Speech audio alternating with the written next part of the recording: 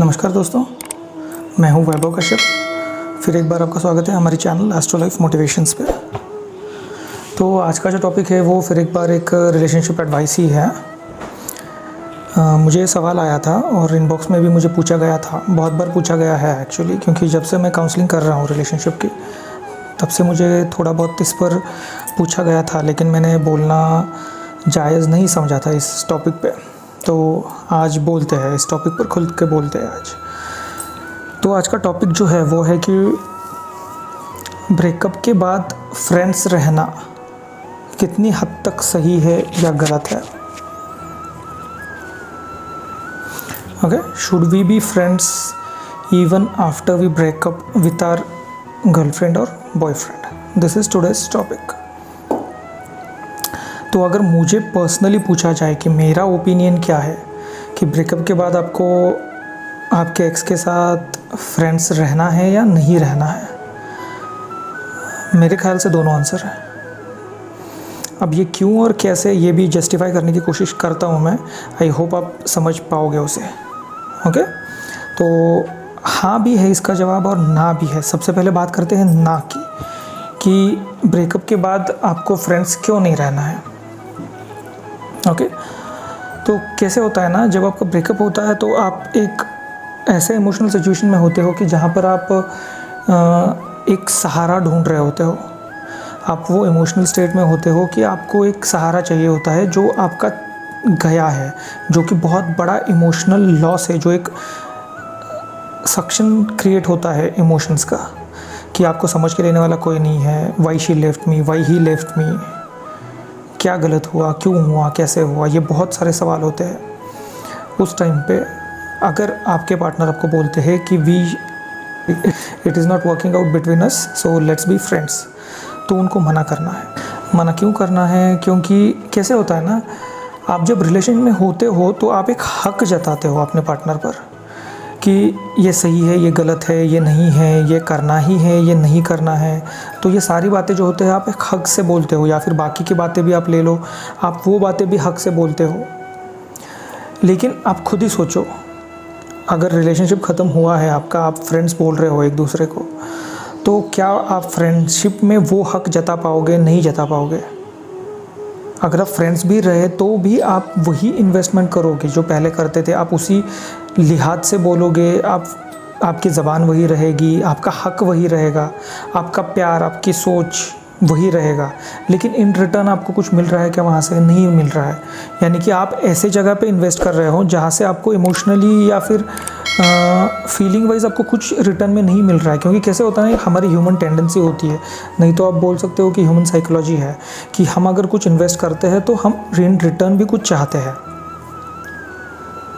Okay, जैसे कि अगर आपने प्यार इन्वेस्ट किया है, आगे वाले को अगर आपने केयर किया है, प्यार किया है, तो in return you expect that person to understands you, he to creates an emotional space for you, वो भी आपको समझे कुछ हद तक, एटलीस्ट कुछ हद तक। लेकिन वो फ्रेंडशिप में नहीं हो पाएगा। ये जो आपकी एक्सपेक्टेशंस है वो यहाँ पे पूरी नहीं की जा सकती, क्योंकि they are already engaged with someone else. They are giving their love, they are giving their affection, they are giving their time to someone else. So why to waste our investment in something और someone who is not going to give us anything in return. हाँ, बिल्कुल सही बात है ये, कि मुझे ये भी बोला गया है कि सर ये तो जायज़ नहीं है कि प्यार में हम एक्सपेक्ट करें। बिल्कुल नहीं एक्सपेक्ट करना है, लेकिन ये कब होता है? ये एक तरफ़ा प्यार के बारे में सही है। हम यहाँ पे बोल रहे हैं दो तरफ़ा प्यार के बारे में, वो भी आपके ब्रेकअप के बाद। यानी कि जब आप एक दूसरे से अलग होते हो, ब्रेकअप होता है, अलहदा होते हो आप एक दूसरे से, तब की बात कर रहे हैं हम। तब आपको फ्रेंड्स नहीं रहना है। अगर आपके पार्टनर आपको बोलते भी है कि लेट्स बी फ्रेंड्स, देन साफ मना करना है कि no, if you want to be with me you have to be in a relationship. If it's not gonna work out, just let's be separate. Okay, full and final, be clear in this. Okay, तो ये था ना क्यों है, और इसके बाद आता है हाँ। तो हाँ कैसे सही है?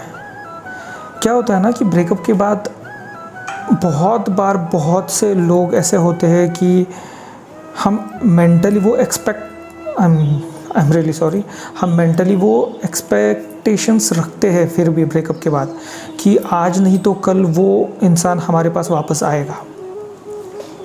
ओके, वैसे होता है, वो एक्सपेक्टेशंस होती है।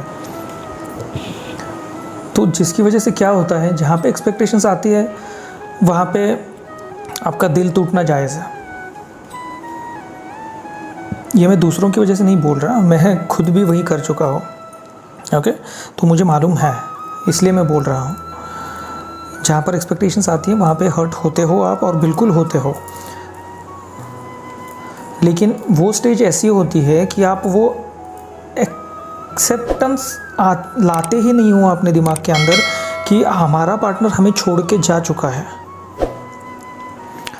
So instead of going into a total depression, what you do, you try to get a hide away. What is that, कि आप बोलते हो कि हमें फ्रेंड्स रहना है। लेकिन आप खुद ही सोच के देखो, अगर आप में से बहुत से लोग ऐसे करते हैं, मुझे पता है कि आप अगर फ्रेंड्स रहे भी हो तो भी यू गो इनटू डिप्रेशन कि वो दूसरे से बात कर रहे हैं, आपको उतना समय नहीं दे रहे हैं, आपके साथ उतनी बातें नहीं होती पहले जैसी, बहुत सारे इश्यूज़ होते हैं, आप दोनों में झगड़े होते हैं, आपकी वजह से उनका भी मूड ख़राब होता है, उनकी वजह से आपका दिन, महीनों, साल बर्बाद होते हैं। सो इसीलिए मैंने हाँ कहा कि अगर आप वो इमोशनल स्टेट से बाहर नहीं आ पा रहे हो, then you can be friends for some time until and unless you totally move on from that situation।